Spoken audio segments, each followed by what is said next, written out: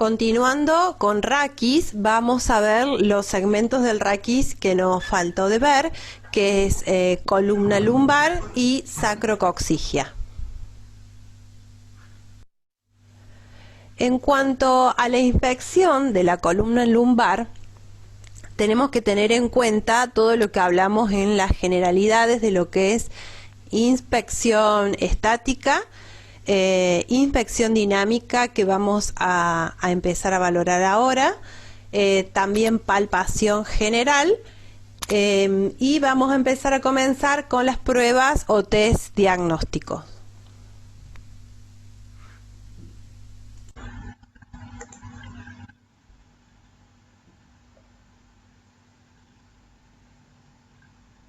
Para valorar la columna lumbar buscamos nuevamente la existencia de limitación en los movimientos o la existencia de dolor con los mismos. Primeramente valoramos la flexión y en este momento indicamos al paciente que se doble hacia adelante sin doblar las rodillas. Este movimiento no solamente participa la columna lumbar, sino que también participa la cadera, de tal manera que lo más importante es observar cómo se va modificando la columna lumbar. Hacia arriba.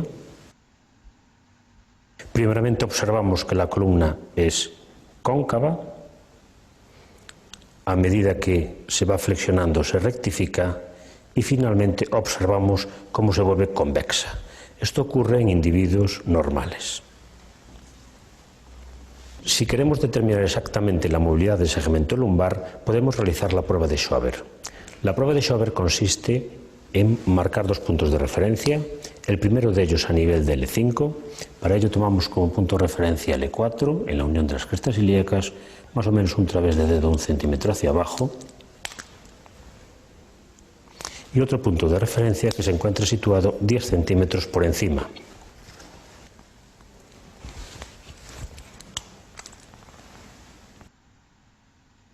E indicamos al paciente que realice la flexión. En un individuo normal, la distancia, una vez flexionado, tiene que ser superior a los 4 centímetros. Si hay una distancia inferior a 2 centímetros y medio, casi podemos asegurar que hay una... Bien, en un individuo normal debe ser, de acuerdo a lo que el autor propone, Argente Álvarez, debe ser de 3 centímetros. Inferior a esto ya hablamos de un problema a nivel vertebral. La posición del paciente es parado descalzo con rodillas extendidas y le solicitamos que trate de tocarse la punta de los dedos de los pies. Lo que él hace es hacer una resta entre los 10 centímetros que obtuvo de pie, y cuando hace la flexión toma de nuevo 10 centímetros y los resta a los anteriores, obteniendo esa diferencia de 3 centímetros.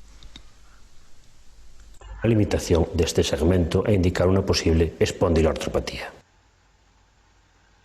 Los siguientes movimientos a explorar son movimientos de inclinación y para ello le indicamos al paciente que con la mano pegada al muslo se deslice inicialmente hacia un lado, observando la movilidad armónica de la columna, habitualmente 30 a 40 grados, y hacia el otro lado.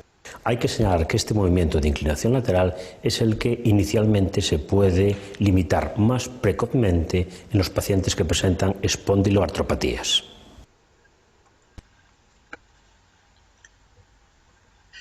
El autor, Argente Álvarez, nos habla de una lateralización normal entre 40 y 50 grados. Vamos a tomar lo que dice Argente. Finalizaremos la exploración de la columna lumbar indicando al paciente un movimiento de extensión.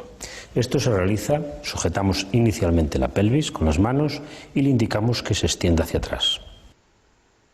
Es un movimiento difícil de valorar porque no hay rango de la normalidad y los pacientes que presentan síndrome facetario presentan dolor con este movimiento.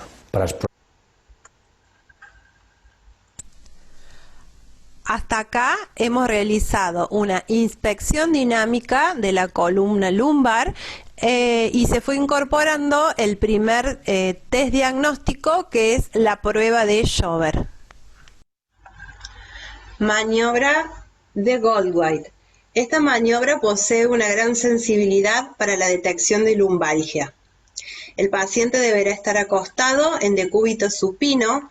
El terapeuta le elevará la pierna con la rodilla extendida mientras coloca la otra mano en la región lumbar, con el fin de detectar el instante en que la columna comienza a moverse.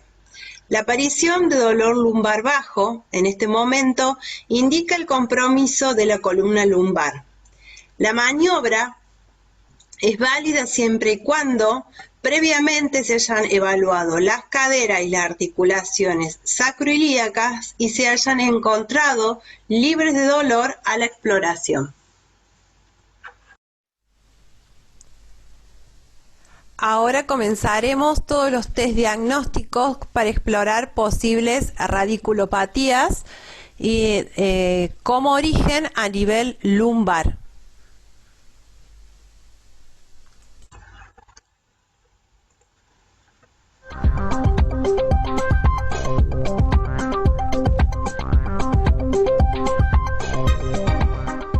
Test de Laser.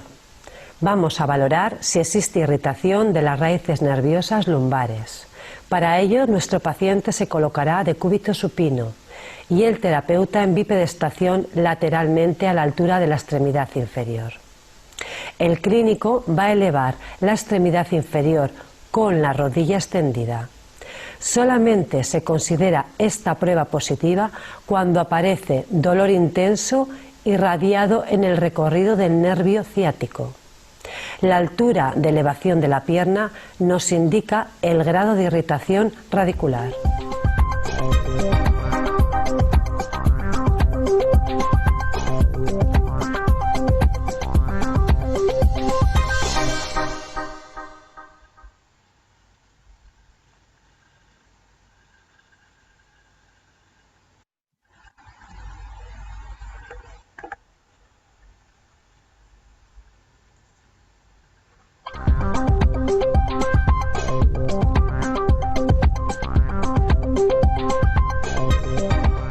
Signo de Bragard.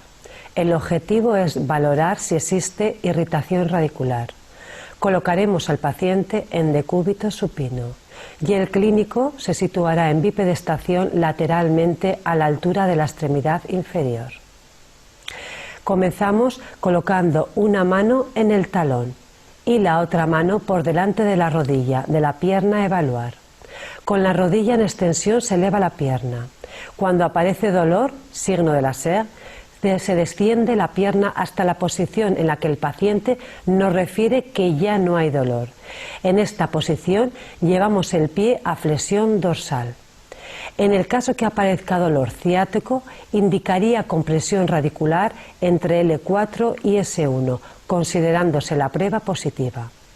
Si el dolor que aparece es inespecífico y se localiza en la parte posterior del muslo, en la musculatura isquiocrural, la prueba es negativa.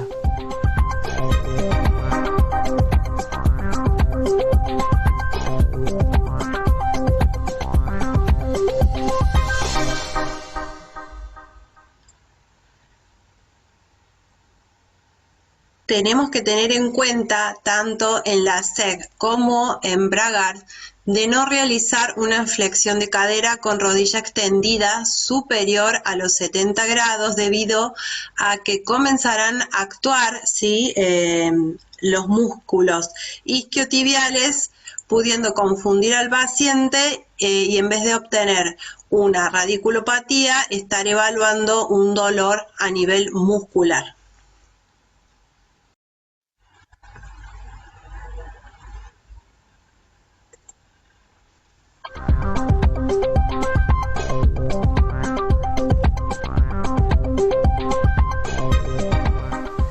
Test de Laser invertido.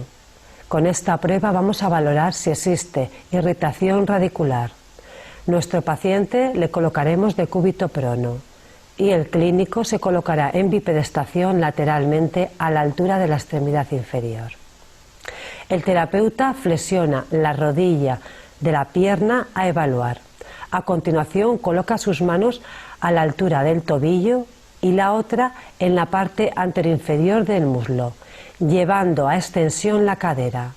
La aparición de dolor en la región sacra y anterior del muslo es indicativa de irritación de las raíces nerviosas L3, L4, por tracción del nervio femoral.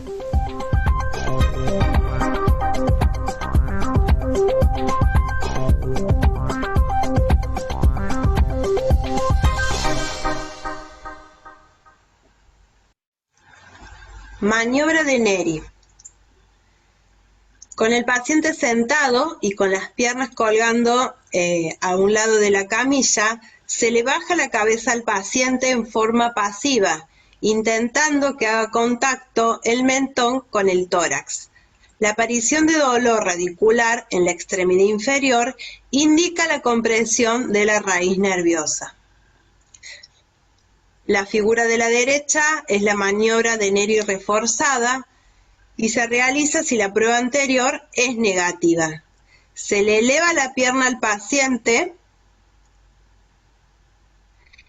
con la pierna en la misma posición hasta el punto posible sin que aparezca el dolor.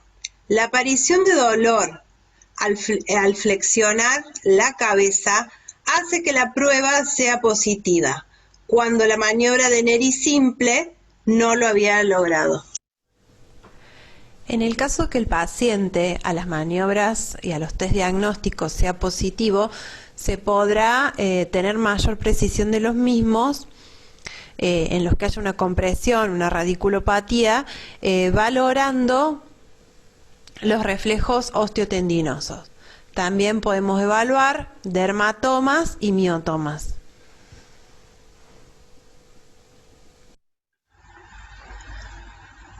Para la exploración sacroilíaca tenemos que tener en cuenta todos los pasos anteriores: inspección general, ¿sí?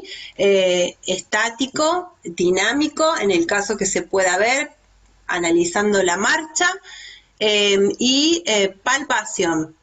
Vamos a comenzar con las pruebas de los test diagnósticos, en este caso con la maniobra de apertura de Volkmann para evaluar las articulaciones sacroilíacas.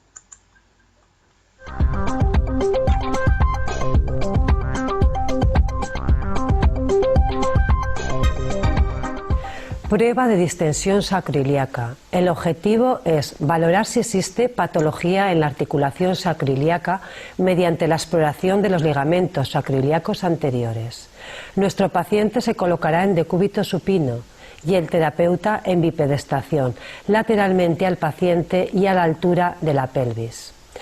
El terapeuta coloca sus brazos entrecruzados y colocando el talón de ambas manos a nivel de las espinas ilíacas anterosuperiores, haciendo presión vertical hacia la camilla.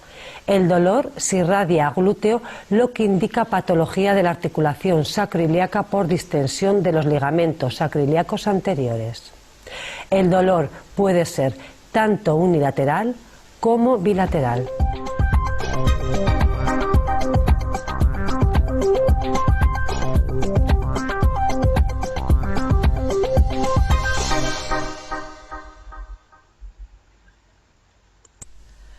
A esta maniobra también la pueden encontrar con los brazos paralelos, no cruzados, pero es muy válida esta técnica debido a que en esta posición es cuando más fuerza vamos a tener para poder realizar la apertura. Bien, acá tenemos, como lo vimos recién, las maniobras de apertura de Volkmann y vamos a ver la maniobra de cierre de Eriksen, que es la figura que tenemos a un lado. En esta maniobra se presiona con fuerza hacia adentro la parte anterior de ambas crestas ilíacas, lo que puede provocar dolor.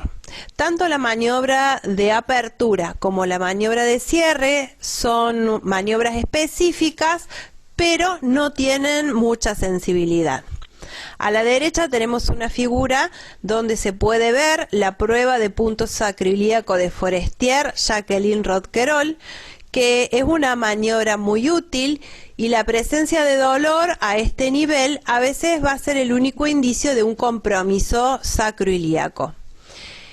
se halla este punto inmediatamente por debajo de la espina ilíaca posterior-superior, donde está la articulación. La maniobra se realiza con el paciente en decúbito prono, y a veces se le pide que se indique el sitio donde él presenta dolor, y luego se realiza la maniobra. Es una maniobra que se debe comparar a veces con el lado contralateral. Maniobra de Patrick de Faber. La posición del miembro a explorar va a ser en flexión, abducción y rotación externa, o del 4 se le suele decir. Es una maniobra de las más sensibles. Se lleva el muslo a una abducción y rotación externa, apoyando el tobillo sobre la rodilla opuesta. El paciente forma un 4 en su miembro inferior, y después el terapeuta va a fijar la espina ilíaca anterosuperior contralateral y presiona hacia abajo la rodilla flexionada. El 4 invertido se realizará al investigar la sacroilíaca izquierda, la contraria.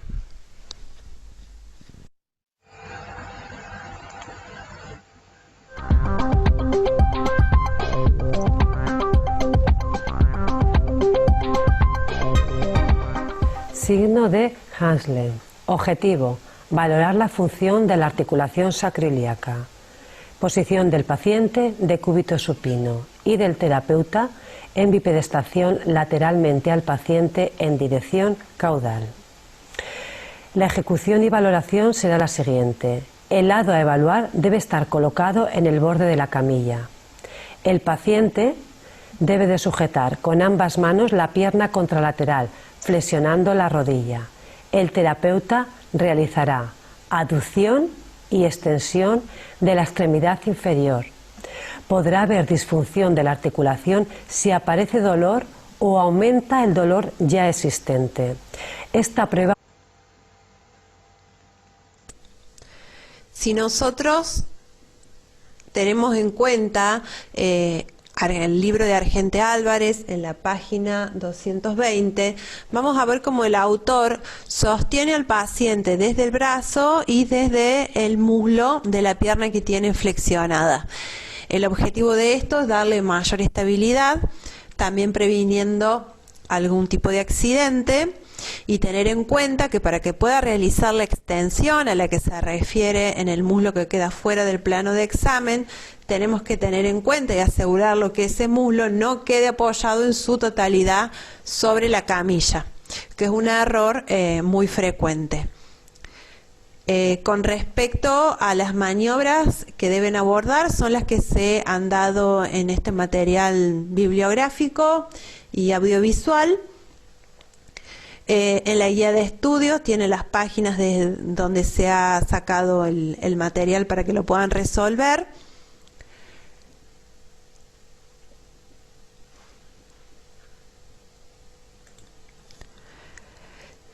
Recuerden que una vez que se realizaron las pruebas diagnósticas, nos vamos a encontrar con que podemos confirmar o no la hipótesis, ¿sí?, del diagnóstico presuntivo, a confirmar el diagnóstico para luego aplicar el tratamiento, sea médico o, en el caso que sea un médico que realiza la evaluación, y en nuestro caso va a ser fisioquinésico.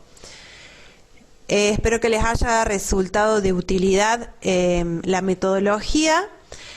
Traten de practicar las maniobras teniendo especial consideración en la historia clínica del familiar al que lo van a evaluar, en este caso teniendo cuidado si es algún paciente, por ejemplo, con artritis reumatoidea o alguna enfermedad de tipo que afecte el tejido conectivo.